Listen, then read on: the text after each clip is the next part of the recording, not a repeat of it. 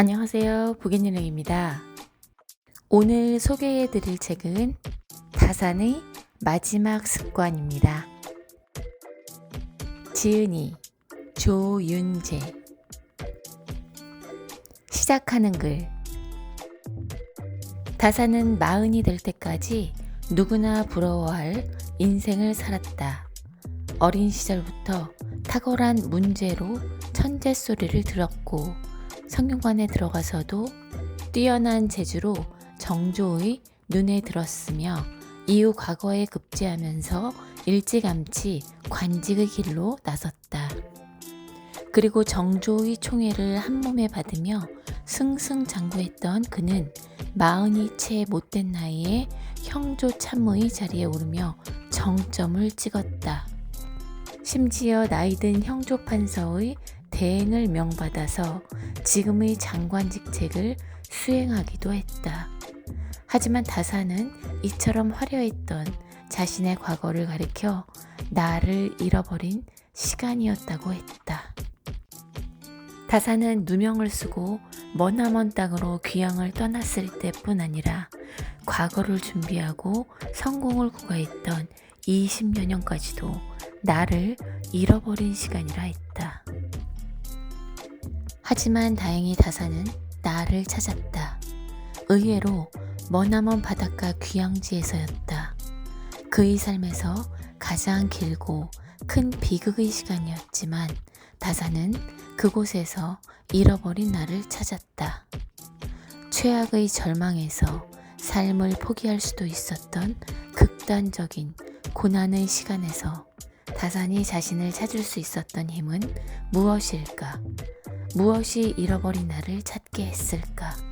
그것은 자기 삶의 의미와 가치가 학문에 있고 오직 지피를 통해서만이 삶의 목적을 달성할 수 있다는 확신이었다. 그동안 잊고 있었던 학자라는 정체성에 대한 깨달음이기도 했다. 그리고 그 힘이 된 것은 바로 소학에서 얻은 수신이었다. 수신을 행하는 사람은 고난이 닥쳤을 때 그 의미에 대해 깊이 성찰한다. 맹자는 하늘이 장차 그에게 큰 사명을 내리려 할 때는 하고자 하는 일을 어긋나게 함으로써 그가 더 큰 일을 할 수 있도록 한다라고 고난의 의미를 설파했다. 다산은 몸소 그것을 증명했다. 전혀 겪어보지 못했던 인생 초유의 최악의 고난에서 다산은 그 의미를 성찰하며 자신을 바로 세웠다. 끝을 모르는 고통의 시간에서 포기와 절망이 아닌 희망과 소명을 붙잡은 것이다. 인간의 마음은 몸과 밀접한 관계가 있다. 마음으로 몸을 다스리지만 반대로 몸을 바로잡음으로써 마음을 잡을 수도 있다. 다산은 이것을 분명히 알았다. 다산은 마음이 흔들릴 때마다 몸을 바로잡았고 몸이 흐트러질 때마다 마음을 다잡으며 위대한 업적을 이뤘다. 일생의 꿈을 품는 것도 중요하지만 그것을 실천하는 것은 또 다른 일이다. 마음을 다잡고 몸을 바로잡는 수신을 이룰 때 꾸준하게 자신의 일을 할 수 있다. 그리고 포기하지 않고 지치지도 않고 자신의 자리를 지켜나간다면 이윽고 품었던 꿈도 이룰 수 있다. 1장 위학일익. 배움이란 매일 채워도 끝이 없다. 다산은 뜻을 바르게 세워야 하고 뜻을 세웠다면 머뭇거리지 말고 용감하게 나아가야 한다고 말했다. 사람들은 누구나 올바른 뜻에 따라 행하고 싶어 한다. 그럼에도 막상 선뜻 나서지 못하는 까닭은 그 일의 이해타산을 따지기 때문이다.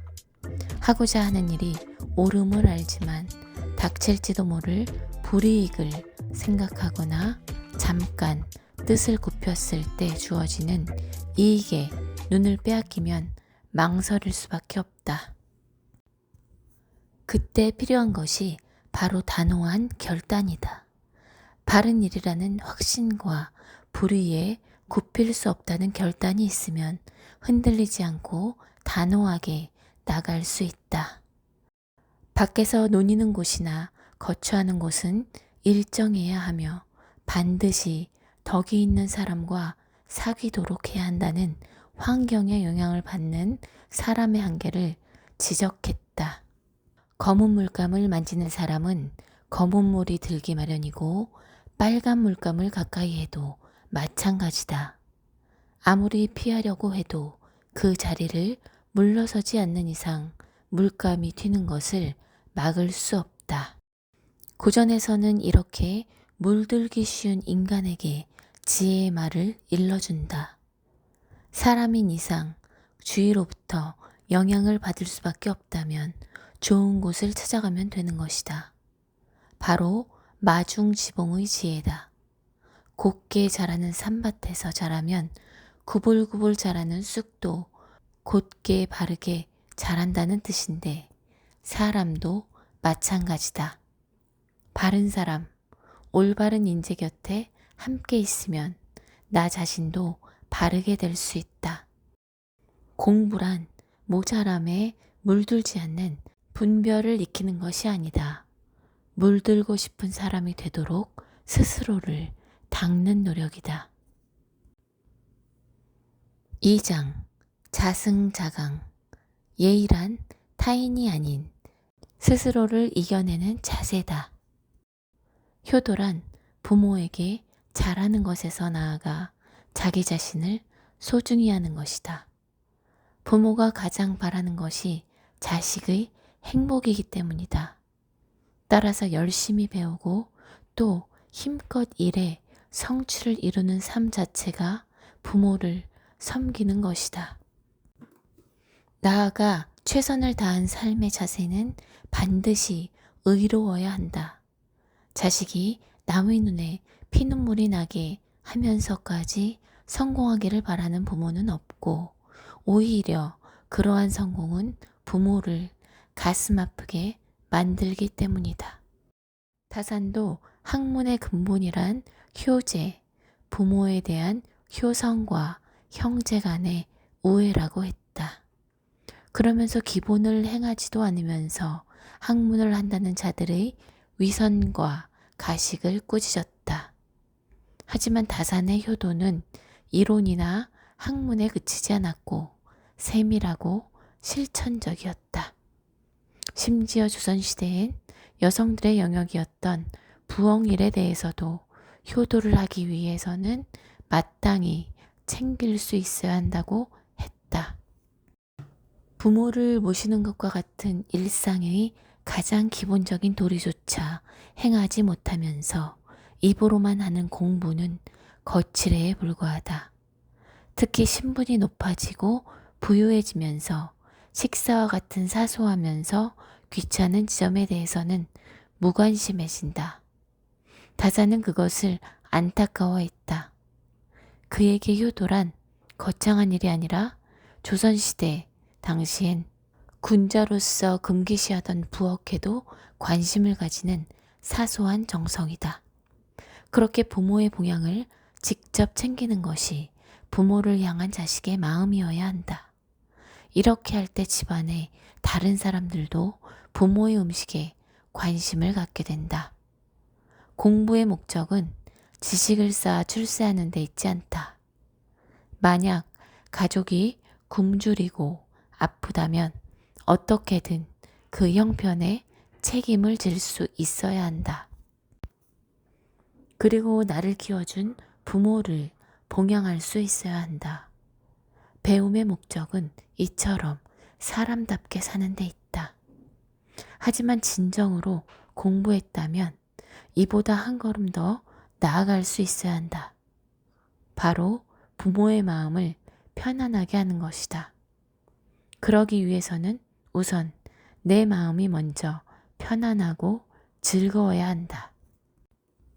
그리고 하루하루를 충실하게 살아야 한다. 자식의 행복을 보는 것이 부모에게는 가장 큰 기쁨이다. 3장 독립불개. 흔들리지 않는 마음은 단단한 몸가짐에서 나온다. 자장은 과유불급의 고사로 유명한 공자의 제자다. 공자는 그를 신중하고 조심스러운 제자 자하와 비교하면서 매사에 조급하고 지나치게 적극적인 성품을 지적했다. 이처럼 적극적인 성향답게 자장은 빠른 출세를 원했다. 그래서 그 방법을 스승에게 물었는데 공자는 제자의 성품에 맞는 가르침을 준다. 마치 동문서답과 같은 가르침인데 공자의 가르침을 풀이하면 이럴 것이다. 너는 지나치게 성급하고 모든 것을 빨리 이루려고 하는 성품이 문제다. 이런 성품은 말과 행동의 조급함으로 드러나게 되는데 말로 인해 허물이 생기고 행동으로 인해 후회할 일이 생기게 된다. 너는 말과 행동의 조급함만 조심하면 다른 부분은 크게 걱정할 점 없으니 출세는 자연히 이루어질 것이다. 공자는 이처럼 경솔한 말과 행동을 경계했다. 뛰어난 재능이 있고 적극적인 성품의 사람일지라도 지나치게 성공에 집착해서는 말과 행동에 허물이 있게 되고 결국 스스로를 망칠 수도 있다는 것이다. 공자는 말이 충실하고 믿음이 있으며 행동이 진지하고 경건하면 미개한 나라에 가서도 뜻하는 바를 이룰 수 있다고 했다. 그러나 말이 충실하지 않고 믿음이 없으며 행동이 진지하지도 경건하지도 않다면 작은 마을에서도 뜻을 이룰 수 없다 했다. 여기서 뜻하는 바를 이룰 수 있다는 것은 어느 곳에 가든지 잘 다스려 바르게 이끌 수 있음을 일컫는다.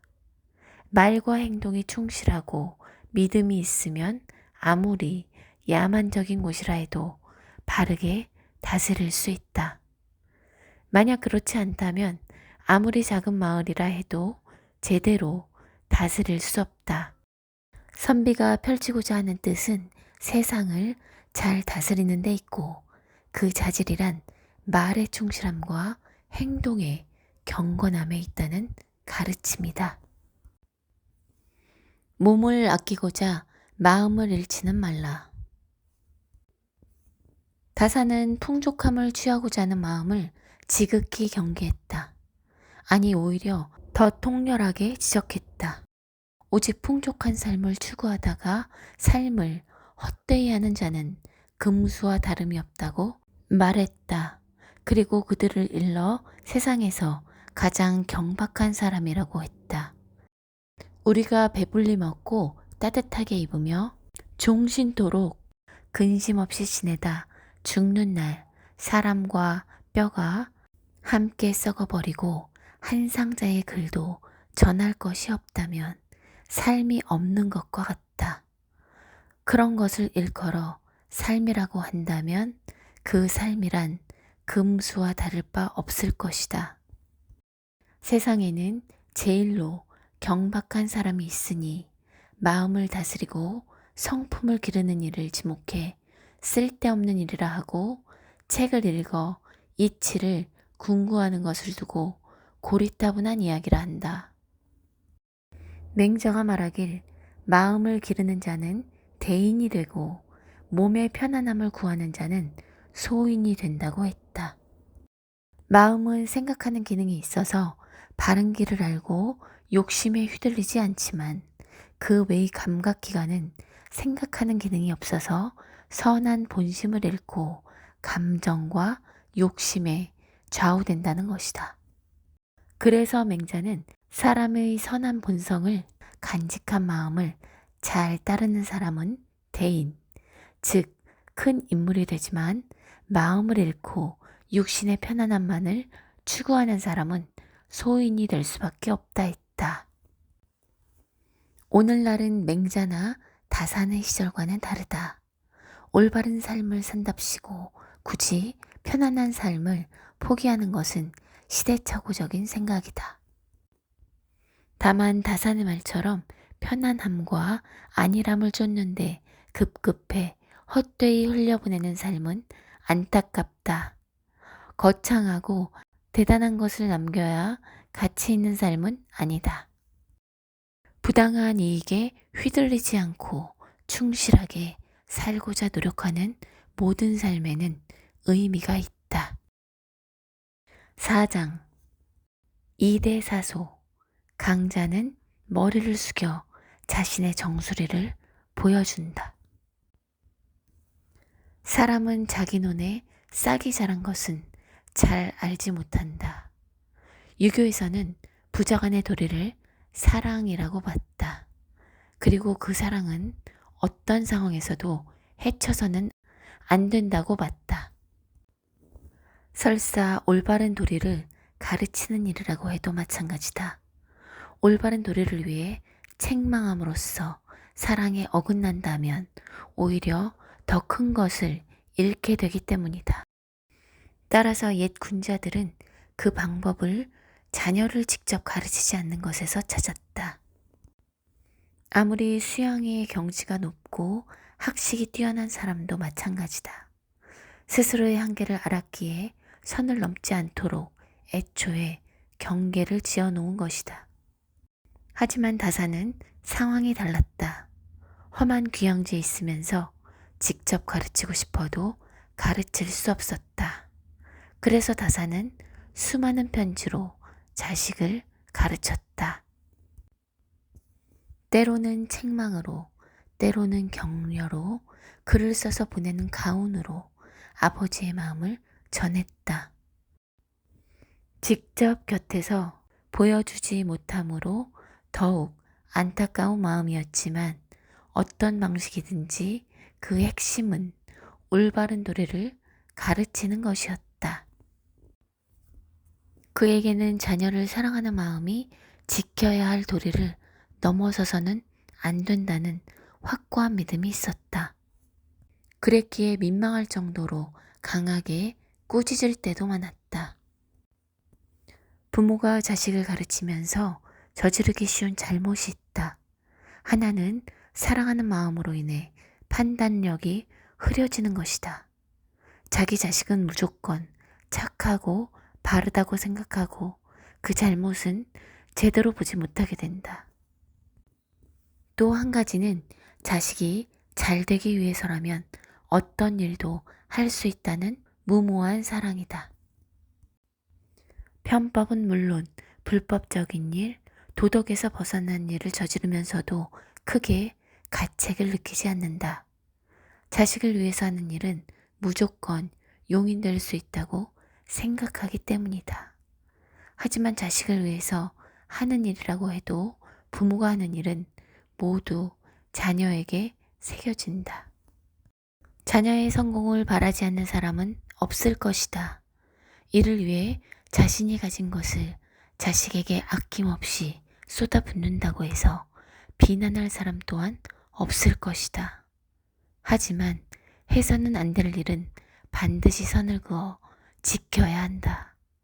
그 선의 기준은 단순히 법의 테두리를 벗어나지 않는다는 상식이 아니라 자기 마음에 귀를 기울였을 때 들을 수 있는 양심의 소리여야 한다. 자식의 앞날을 위한 것이라고 해도 자식에게 부모의 불의와 부도덕을 보여주는 것보다 더 큰 불행은 없다. 5장 붕정만리 감히 짐작할 수 없는 말의 내공을 갖춘다. 제갈량이 8살 난 아들 제갈첨에게 보낸 편지에 실린 글이다. 마음이 단박하지 않으면 뜻을 밝힐 수 없고 마음이 안정되지 않으면 뜻을 이룰 수 없다. 짧지만 자녀에게 전해야 할 소중한 가르침을 담고 있다. 제갈량은 먼저 마음의 다스림과 검소함을 가르쳤다. 삶에서 가장 먼저 챙겨야 할 덕목은 바로 수신과 덕이며 그 바탕이란 마음의 고요함과 생활의 검소함이라는 것이다. 마음을 다스려야 수신이 되고 검소함이 습관으로 몸에 익어야 덕을 기를 수 있다. 논어에서는 멀리 내다보지 못하면 반드시 가까운 곳에 근심이 생긴다라고 했다. 누구나 크고 작은 일상의 어려움과 마주치며 살아간다. 만약 이런 어려움에 쉽게 흔들리게 되면 조급해지고 멀리 내다보며 큰 계획을 세울 수 없게 된다. 앞의 예문은 제갈량이 평생의 좌우명으로 삼을 정도로 좋아했던 구절이다. 그리고 그가 마법과도 같은 탁월한 능력을 발휘하는데 바탕이 되어준 말이기도 하다. 치열한 전장에서 상대의 심리와 주변 환경을 읽고 이를 이용하는 것은 어떤 돌발적 상황에서도 흔들리지 않는 마음이 없으면 불가능하다. 제갈량의 상징인 통찰력은 남다른 재치나 번뜩이는 기재가 아니라 바로 이러한 평상심에서 나왔다. 통찰력은 표면 아래에 있는 진실을 볼 수 있는 능력을 말한다. 제갈량은 자신의 마음을 다스릴 수 있었기에 통찰력을 얻을 수 있었고 혼란스러운 전장에서도 휘둘리지 않고 놀라운 결과를 만들 수 있었다. 이어서 제갈량이 전한 것은 배움이다. 바로 배우지 않으면 재능을 펼칠 수 없고 뜻이 없으면 학문을 성취할 수 없다. 단단한 지식이라는 기반 없이는 큰 꿈을 이루기 어렵다. 제갈량 역시 뛰어난 행정가이자 책략가이기에 앞서 유가, 법과 도가 등 당시 제자백가에 능통한 학자였다. 어린 시절부터 갈고 닦은 다양한 공부가 군사가 되는데 바탕이 된 것이다. 또한 그는 올바르게 공부하기 위해서는 반드시 나태함과 조급함에서 벗어나야 한다고 가르친다. 게으르면 정밀하게 연구할 수 없고 거칠고 조급하면 성품을 다스릴 수 없다. 나이는 때와 함께 달리며 뜻은 해와 함께 가버려서 마침내 마르고 시들게 되면 궁색한 곳에서 한탄한들 다시 돌이킬 수 없다. 성품이 게으른 사람은 깊은 공부를 하기 어렵고 조급한 사람은 좋은 성품을 이루기 힘들다. 그리고 이런 패습으로 자신을 버린 사람은 다시 되돌리기 어렵다. 결국 아무런 성취도 뜻도 없이 나이가 들어서 후회하게 되는데 이때가 되면 아무리 후회해도 소용없다는 통렬한 가르침이다. 마음 공부는 스스로의 연약함을 깨닫는 데서 시작한다. 제갈량은 아들이 훌륭한 인물이 되기를 원하는 간절한 심정을 편지에 담아 보냈다. 비록 8살의 어린 나이지만 제갈량의 가르침은 단호했다. 나이에 상관없이 분명한 삶의 이치를 가르쳐야 한다는 점에서 제갈량은 타협할 수 없었을 것이다. 하지만 제갈첨은 아버지의 간절한 염원에 보답하지 못했다. 아버지가 죽은 후 중요한 요직과 지위를 모두 이어받았지만 위나라 장수 등해의 편지에 평정을 잃고 싸우다 참담한 패배를 당해 전사하고 만다. 아버지 제갈량이 그토록 강조했던 마음의 다스림을 아들 제갈첨은 실천하지 못했던 것이다. 제갈량이 아들을 가르치면서 평온하고 안정된 마음을 강조했던 까닭은 그만큼 마음의 다스림이 중요하고 또 실천하기 쉽지 않다는 것을 알았기 때문이다. 마음 다스림을 평생의 공부로 삼았다는 다산 역시 마찬가지다. 혹독한 귀형살이에서 심경으로 마음을 다스리려 했지만 스스로 잘할 수 있을 것이라는 확신은 없었다. 그래서 능히 실천할 수 있을까? 라고 한탄했을 것이다. 하지만 다산은 스스로 하나의 해법을 깨우쳐 실천했다. 바로 마음 다스림의 시작은 자기 마음의 병을 깨닫는 것이다. 우리가 진실로 마음 다스리는 학문에 유의한다면 곧 마음 안에 허다한 병통이 있음을 느낄 것이다. 주자는 이같이 하는 것이 병이 됨을 알면 이같이 하지 않는 것이 약이 되는 것을 곧 알 것이니 바야흐로 맹렬히 공부할 수 있다고 했다. 마음에 병이 있다는 것을 깨닫는 경지에 이르지 못하면 어떻게 다스림이 순조롭고 기운이 조화로운 경지를 이루겠는가. 마음을 다스리기 위해 가장 먼저 할 일은 먼저 스스로가 가진 마음의 연약함을 인정하는 것이다. 마음에는 허다한 병이 있고 마음은 내 말을 잘 듣지 않는다. 이와 같은 자신의 한계를 직시하고 인정해야 마음을 회복하는 일을 게을리하지 않을 수 있다. 맹자는 맑고 신선한 새벽의 기운인 평단지기를 말했다. 생명이 되살아나는 새벽은 낮과 밤을 지내는 동안 잃어버린 마음을 돌아보기 좋은 때다. 매일 그렇게 새벽에 깨어 스스로를 반추할 수 있는 시간을 마련할 수 있다면 조금씩 마음이 단단해질 것이다. 어른에게는 매일 쌓이는 세월의 도구로부터 스스로를 지켜주는 동굴이 필요하다. 홀로 깨어나 하루의 시작과 끝을 돌아보는 새벽은 그래서 자신만의 동굴이 된다. 6장 1일 정한. 하루만이라도 다산처럼 살아본다는 것. 다산의 삶을 보면 정도의 차이는 있지만 역시 인생 삼불행의 요건을 갖추고 있다. 병조판서, 의정부 좌찬성 등의 관직을 지냈던 선조들이 있었고 아버지 역시 호조 저랑의 벼슬을 지냈다. 다산도 어린 시절부터 시와 문장에 탁월한 능력을 발휘해 주위의 기대를 받았다. 일찍이 성균관에 들어가고 규장각 월과에서 수석을 차지해 말과 호랑이 가죽을 상으로 받는 등 정조의 총애를 독차지했다.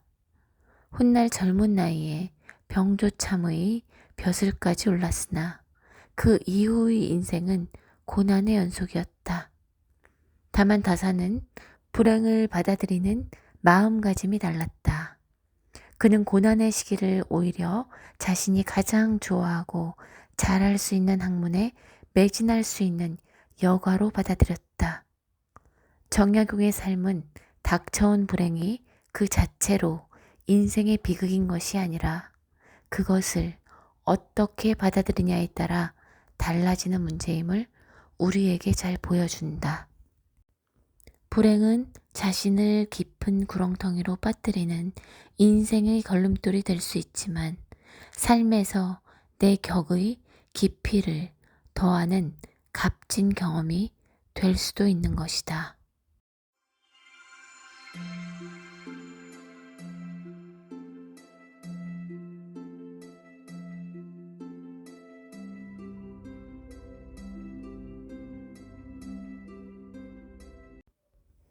오늘은 사람으로서 가장 사람됨을 배울 수 있었던 소중한 책을 만나보았습니다. 이 책에서 소개된 내용을 마음에 새겨두고 세상을 살아간다면 더 나은 세상이 되리라는 생각을 해보면서 저는 여기서 인사드리겠습니다. 오늘도 함께 해주셔서 감사합니다.